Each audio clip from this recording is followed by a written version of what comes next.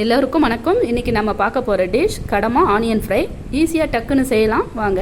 அதுக்கு தேவையான பொருட்கள்: கடமா 1 கப்பு, 2 வெங்காயம், 2 பச்சை மிளகாய், கருவேப்பிலை, கொத்தமல்லி, தேவையான அளவு மிளகாய்த்தூள், இஞ்சி பூண்டு சிறிதளவு, 1 ஸ்பூன் ஜீரக பவுடர், 1 ஸ்பூன் மிளகு பவுடர், பட்டை லவங்கம். முதல்ல நம்ம கடமானை வேக வச்சிடலாம்.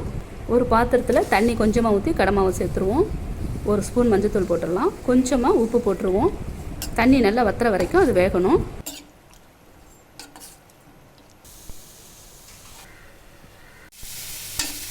பாருங்கள், தண்ணி நல்லா வத்திருச்சு. ஸ்டவ் ஆஃப் பண்ணிடலாம். இப்போ ஒரு பாத்திரம் வச்சு தேவையான அளவு எண்ணெயை சேர்த்துக்கலாம்.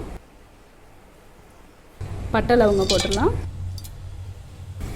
இப்போ கருவேப்பிலை சேர்த்துருவோம். பச்சை மிளகாய் சேர்த்து வதக்கலாம்.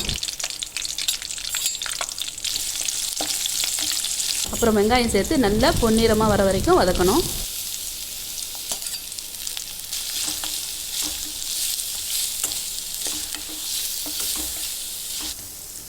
அப்புறம் நம்ம வேக வச்ச கடமானை சேர்த்துடலாம்.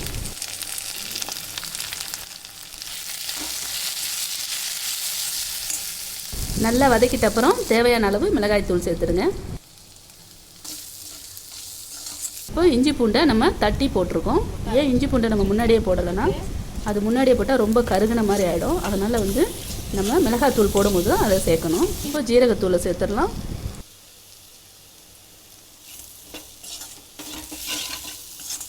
இப்போ தேவையான அளவு உப்பு போடலாம். நம்ம கடமா வேக வைக்கும் போதே கொஞ்சம் உப்பு போட்டுட்டோம். அதனால் இப்போ இன்னும் கொஞ்சமாக போட்டுக்கலாம். பாருங்கள், இப்போ நல்லா பொன்னிறமாக வந்துருச்சு. நல்லா ஃப்ரை பண்ணிகிட்டே இருக்கிறோம் பாருங்கள். நல்லா சவுண்டே வருது பாருங்கள், கலகலன்னு. இப்போ கடமா ரெடி ஆகிடுச்சு. இப்போ நம்ம கொஞ்சம் மிளகு தூள் சேர்த்துருவோம். நல்லா மிக்ஸ் பண்ணிடலாம்.